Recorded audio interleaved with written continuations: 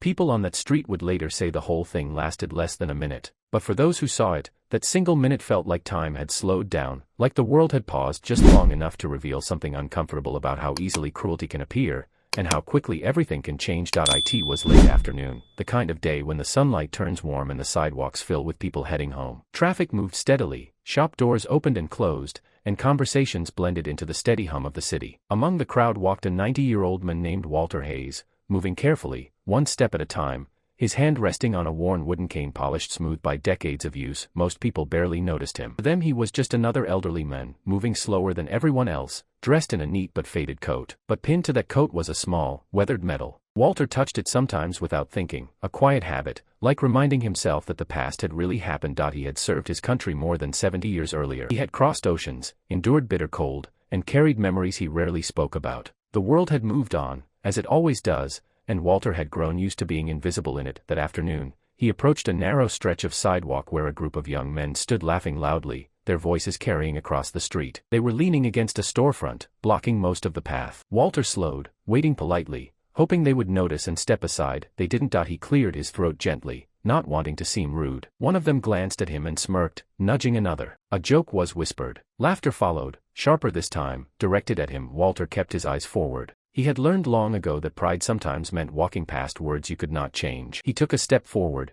trying to pass through the small gap between them. That was when one of them shoved him. It wasn't a hard push, not by the standards of a young man, but to a 90-year-old body, it was more than enough. Walter lost his balance instantly. His cane slipped against the pavement, and before anyone could react, he stumbled off the curb and fell onto the edge of the street. The sound of his cane hitting the asphalt seemed louder than it should have been. A car screeched to a stop nearby, its horn blaring. For a moment, everything froze. A woman standing near a bus stop gasped and ran forward. Another person shouted for someone to call an ambulance. Drivers leaned out of windows, trying to see what had happened. The laughter from the young men faded, replaced by uneasy silence as they realized every eye on the street was now fixed on them. Walter lay still for a moment, stunned more than hurt, his chest rising slowly as he caught his breath. The woman who had rushed to him knelt carefully, helping him sit up. His hands trembled slightly as he adjusted his coat, his dignity wounded more deeply than his body. "I'm all right," he said quietly, though his voice carried a faint shake. People gathered, forming a loose circle. Some looked angry, others concerned, but most were simply shocked. One man stepped away from the crowd, pulling out his phone and making a call, speaking in a low, urgent voice. Walter didn't notice.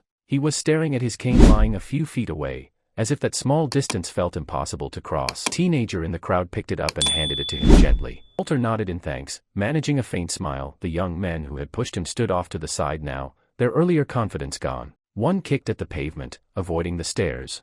Another muttered that it was an accident, though no one seemed convinced. Sirens sounded faintly in the distance, growing louder. But there was another sound too, deeper, heavier, the rumble of engines that didn't belong to ambulances or police cars. Walter sat quietly, unaware of the change beginning to unfold beyond the end of the street. The man who had made the phone call returned, watching the road with a serious expression, as if waiting for something very specific, and within minutes, everyone there would understand that the elderly man sitting on that curb was not as alone as he had seemed, and that some people are protected not by what they carry today, but by what they gave long ago. The sound of engines grew louder, deep and steady, echoing between the buildings in a way that made people turn their heads instinctively. At first, no one paid much attention. Cities are full of noise, full of motion, full of vehicles passing through without meaning. But this was different. The rumble slowed, then stopped, and several dark vehicles pulled up along the curb in a tight, orderly line. Conversations faded. The crowd shifted, curiosity replacing the tension that had filled the air only moments earlier. Doors opened almost in unison. Men stepped out,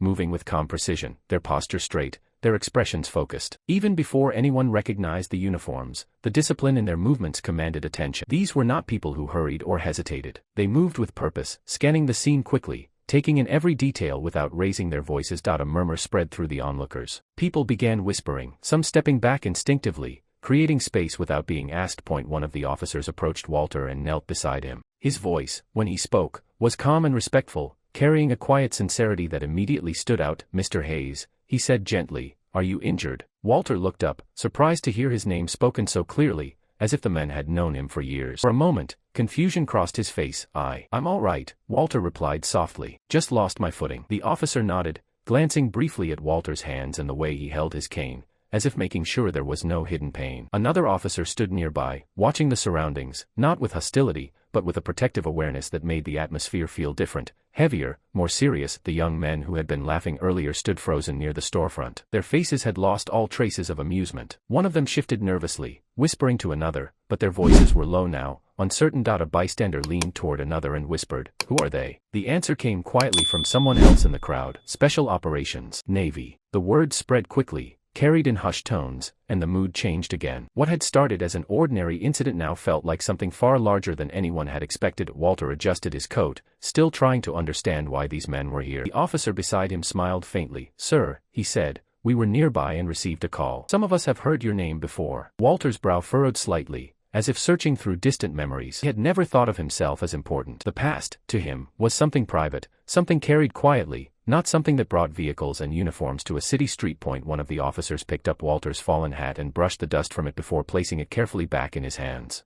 The gesture was small, but it carried a respect that everyone nearby could see. Across the sidewalk, the group of young men stood silent, the weight of the moment pressing down on them. No one shouted at them, no one threatened them, and somehow, that silence felt far more powerful than anger would have. The officer who had first knelt beside Walter stood slowly and looked toward the group. His expression was steady, not harsh, but firm enough to make it clear that what had happened mattered. Around them, the city seemed to pause. People who had been in a hurry only minutes earlier now lingered, watching, absorbing the quiet lesson unfolding in front of them. Walter looked at the officer beside him and said softly, "You didn't have to come." The officer's answer was simple. "Yes, sir, we did." And in that moment, everyone present began to understand that this wasn't just about a fall on a sidewalk. It was about respect, about memory, and about the invisible ties that connect generations of service in ways the world often forgets. But the moment was not over yet, because what Walter would say next, and what would happen in the minutes that followed, would leave an even deeper impression on everyone standing there. For several seconds after the officer spoke, no one said anything. The city noise seemed distant, like it belonged somewhere else. People stood quietly, watching an old man sitting on a curb and the group of uniformed men beside him,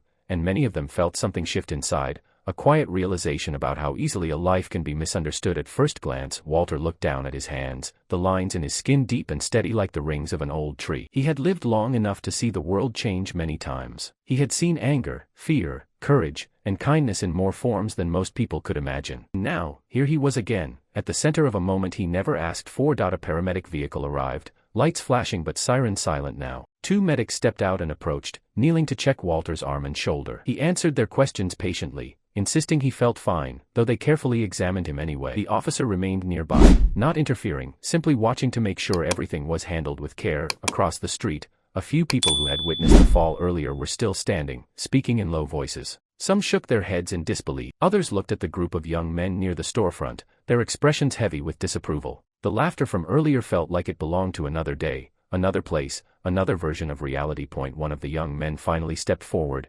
hesitating, his confidence gone. He opened his mouth as if to speak, then closed it again, unsure how to begin. The silence around him made every movement feel heavier. Walter noticed him and raised a hand slightly, not in anger, not in accusation, but in a quiet gesture that stopped the young men in place. Walter's voice, when he spoke, was calm and steady. "I've lived a long time," he said. "Long enough to know that people make mistakes. What matters is what you learn after." The young man looked down, unable to meet his eyes. No one else spoke. The words carried more weight than any lecture ever could. One of the officers helped Walter slowly to his feet. He stood carefully, testing his balance, leaning on his cane. The crowd watched, almost holding its breath, until he gave a small nod to show he was steady. A vehicle door opened, and the officer gestured gently, offering Walter a ride home. Walter hesitated for a moment, glancing around at the faces in the crowd. Strangers, all of them, yet connected now by a shared moment none of them would forget. "Thank you," Walter said quietly, both to the officers and to the woman who had first helped him up. She smiled, her eyes bright with emotion, and simply nodded. As Walter settled into the vehicle,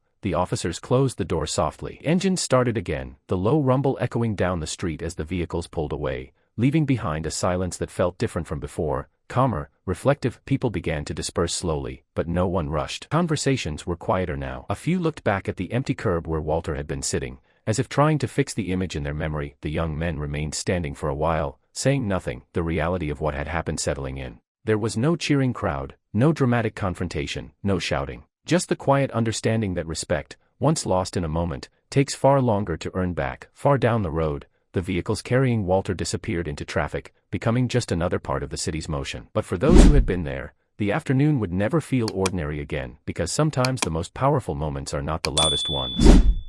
Sometimes they are quiet, steady, and lasting, like the dignity of a man who had given much of his life to others, and who, even at 90 years old, still chose kindness over anger.